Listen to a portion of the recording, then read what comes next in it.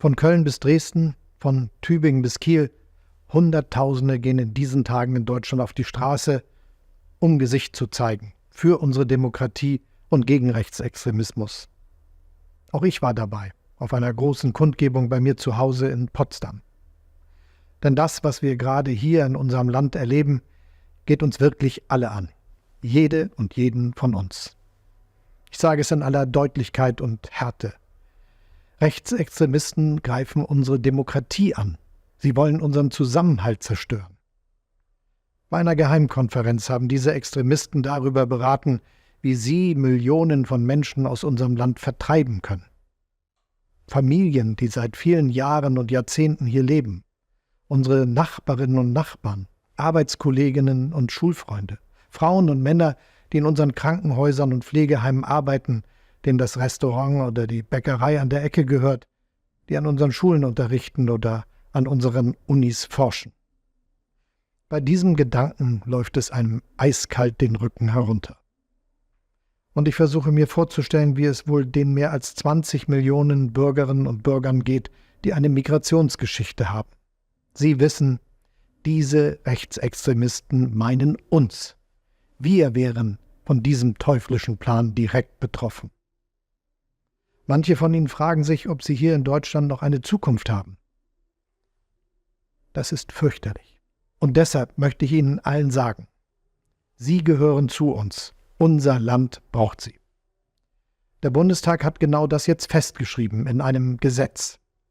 Mit dem neuen Staatsangehörigkeitsrecht sagen wir allen, die oft seit Jahrzehnten in Deutschland leben und arbeiten, die sich an unsere Gesetze halten, die hier zu Hause sind, ihr gehört zu Deutschland.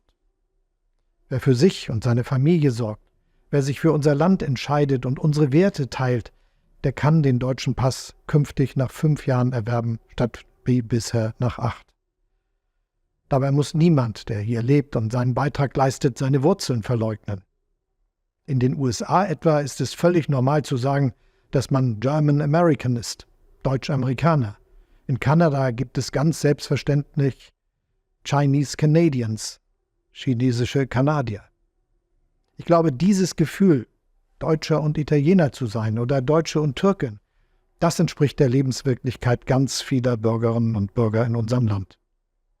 Das anzuerkennen ist eine Frage des Respekts. Das gilt besonders gegenüber denjenigen, die als sogenannte Gastarbeiter der ersten Stunde hierher gekommen sind. Sie haben Deutschlands Wohlstand mit aufgebaut. Unser Land hat ihnen unendlich viel zu verdanken. Deshalb werden wir ihre Lebensleistung auch im Rahmen der Einbürgerung anerkennen.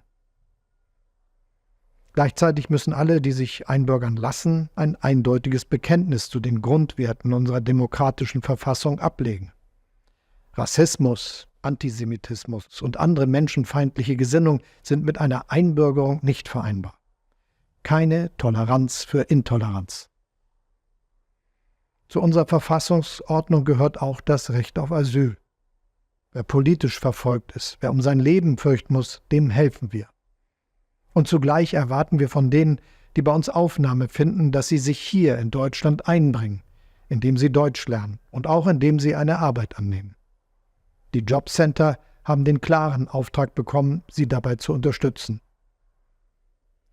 Wahr ist zugleich, nicht jeder, der hierher kommt, flieht vor Krieg und Verfolgung.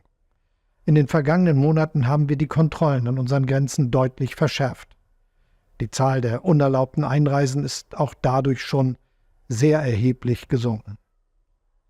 Mit einem weiteren, ebenfalls diese Woche verabschiedeten Gesetz sorgen wir dafür, dass Rückführungen künftig einfacher und schneller gehen. Wer kein Bleiberecht hat, der muss unser Land wieder verlassen. Zu unserer Verfassungsordnung gehört ja auch, dass unsere Behörden geltendes Recht durchsetzen und für Ordnung sorgen. Das erwarten die Bürgerinnen und Bürger zu Recht von unserem Staat und auch ich erwarte das. Es ist gut, dass wir für die Aufnahme von Geflüchteten eine faire und dauerhafte Kostenteilung zwischen Bund und Ländern gefunden haben. Wir müssen Migration besser ordnen als bisher, ganz pragmatisch und vor allem ohne Hass und ohne Vorurteile. Auch an diesem Wochenende sind wieder viele Kundgebungen gegen die rechtsextremistischen Feinde unserer Demokratie geplant. Ich finde das richtig und gut. Wenn etwas in Deutschland nie wieder Platz haben darf, dann ist es die völkische Rassenideologie der Nationalsozialisten. Nichts anderes kommt in den abstoßenden Umsiedlungsplänen der Extremisten zum Ausdruck. Sie sind ein Angriff auf unsere Demokratie und damit auf uns alle. Deshalb sind nun auch alle gefordert, klar und deutlich Stellung zu beziehen. Für Zusammenhalt, für Toleranz und für unser demokratisches Deutschland.